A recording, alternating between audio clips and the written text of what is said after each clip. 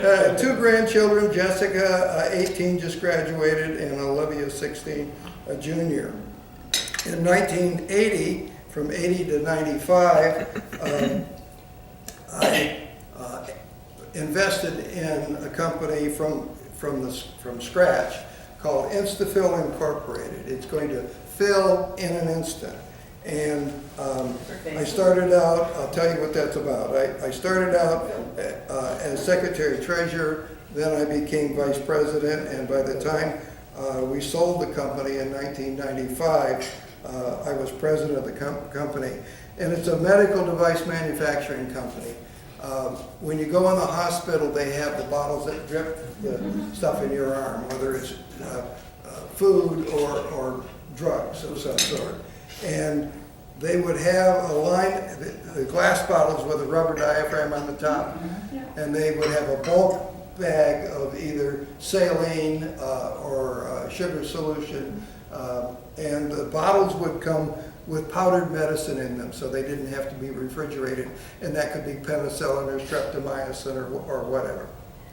And they would have to take a hypodermic syringe and stick it in the bulk bag and go over and stick it into the bottle that's going to drip in your arm, and then throw the needle away and do it all over again, and that would take 28 seconds. Well, we developed this device that had a filler needle and a vent needle in the same needle, and this was hooked to a hose that went to a bulk bag of saline or dextrose or whatever the doctor ordered up, and that was under a pressure from a blood cuff. And so you'd pump that up, and then you'd line a bunch of these bottles up in a row, and you'd stick it in, open it. In 4 seconds it would fill, not 28. 4 seconds it would fill. You'd pull it out, you'd stick it in the next one, you'd pop the cap on this one, you'd pull it out, pop the cap on this one. And so the finance people in the hospital loved it. So we sold that strictly to hospital pharmacies.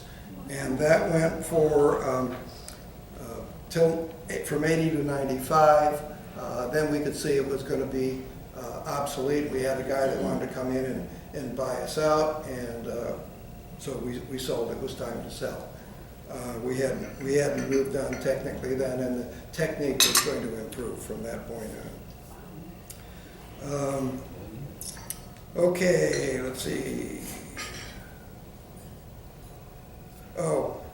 I had, and I briefly mentioned to you before, a conflict with my principal and my superintendent over the way I thought I should counsel and work with kids, and this thing where they could bring people in at the last minute and bust the spot open, and the principal started playing around with the books and this type of thing, and we conflicted over that. Well, I got busted. He busted me down to a teacher position. I don't mean down negative, but that was his philosophy. So they sent me down to the other high school, and they put me in a classroom. Welcome back, Cotter. Yeah. Remember that? Yeah. So that's the class that they put me in, and they were sure, because they knew I had this business on the side, that I would resign. Well, I didn't resign. My kids, it was a low, there was H, which meant high school. It didn't mean honors. And then there was regular, and then there was enriched. And at the end of the year, my kids didn't beat the enriched kids, but on the state test, they beat the regular kids. So it didn't work. Eventually, the community caught on, and the principal came this close to going to jail, and the superintendent got fired, and I immediately got hired back at Foothill as a counselor. Karma. And so I had 1 year to go to reach 55, and they said, come on up and be a counselor up here. And I said to the new principal up there, I said, look, I got a deal you can't refuse. I said, I'll come up there for 1 year, then I'll be eligible for retirement, and it'll give you a whole year to find someone that you want. And she said, fine. So I went up there, and in April of that year, she called me in her office. She said, "You had talked about retiring." And I said, "Well, you know, that's what I told you." She says, "How are things going here?" And I said, "I think they're going fine. It's going well with the kids. It's going well with the parents. It's going well with the teachers." She says, "Fine, why don't you stay?" And so I stayed for 6 years instead of 5, and retired in 2000 when I was 61. Okay, let's see. While I was busted down to teaching, I taught from 83 to 90, and I was the teacher of the year down there, the year 89, 90, and then I went back up to Foothill High School as a counselor in the fall of 90, and then retired from there. Now, counseling back up at Foothill from 93 to 2000. When I retired, I didn't go out burned out. I was happy with my job. I wasn't burned out, but it was the time to go. All 4 counselors went at the same time. We saw legislation coming down from Sacramento that we just couldn't buy into, where we felt that it protected the student, the individual, to the point where it destroyed the classroom, and we didn't want part of it, so we left. Okay. All right. In 1990, I joined Safari Club International. That's like Ducks Unlimited or Trout Unlimited. Safari Club International is hunting and conservation for big game. In the following year, I joined their board of directors and became their education chair. In 92, I went to Africa for the first time. That was something that I had always wanted to go do ever since I was in middle school reading Tarzan books. And then I went back, and that was a great experience. I was supposed to go with a friend of mine. He had just gotten married. She decided he shouldn't go. So I'm heading off to the convention to book my hunt. It's pitch dark in the bedroom. I'm leaning over to give my wife a kiss and be on my way, and she said, "If you book a hunt, why don't you book it for both of us?" Oh. And I'm like, Wow. wow. So Judy went with me. She stuck with me every step of the way, except on the Cape Buffalo. They held her back when I was pressing in on the Cape Buffalo. However, in the process of going after the Cape Buffalo, we came on a herd and it split, and I was up on top of a termite mound about this high. The guide and myself were up there, and Judy and the gun bearer or the tracker were down there, and the herd split and went like this and then went like this, and they came from Judy to the window. It was from me to the window away from Judy. Wow. And it was like Dances with Wolves, you know, the theater shook.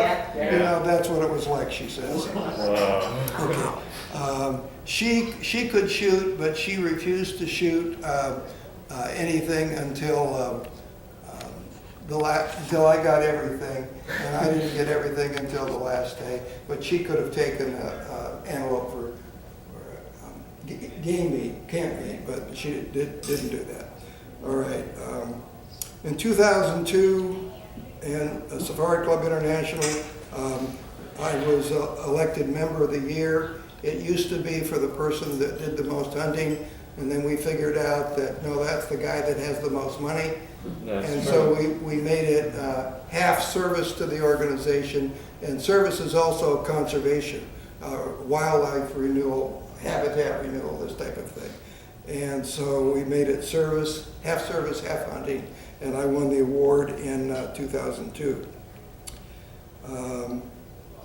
From 2007 to 2009, I was elected president twice of Safari Club International Orange County.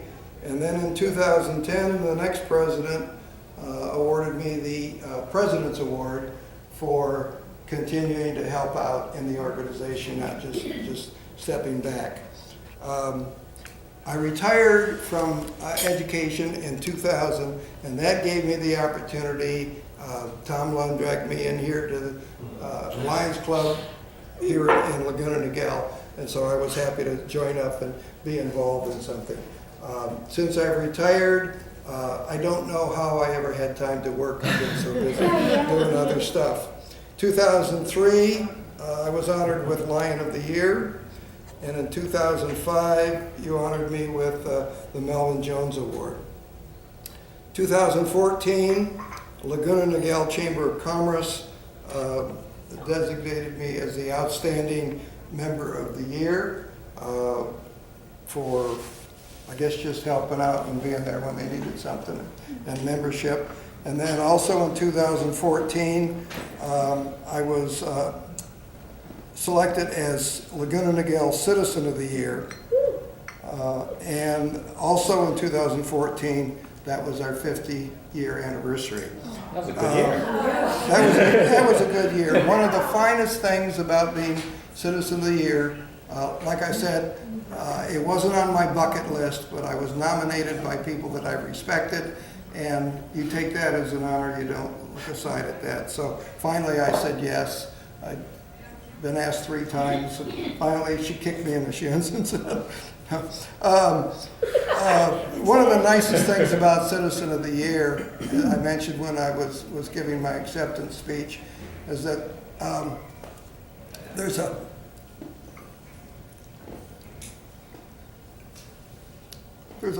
plaque on the wall at the cottage in Michigan, and it says Art Whitelock, nominated Citizen of the Year.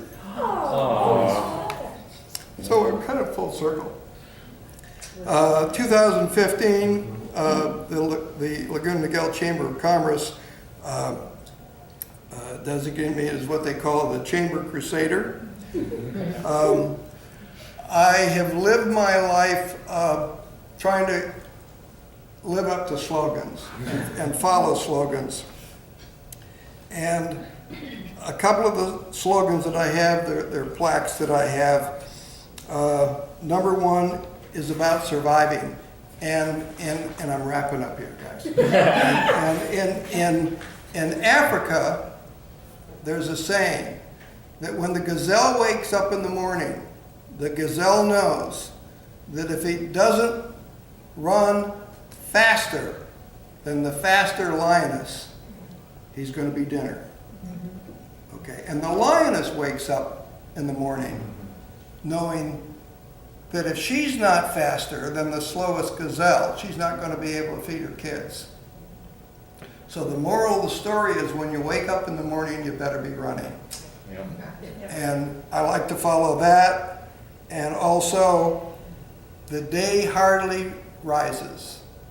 The sun hardly sets that I don't think of the grand adventure of tomorrow. And my grandest adventure, my wife. That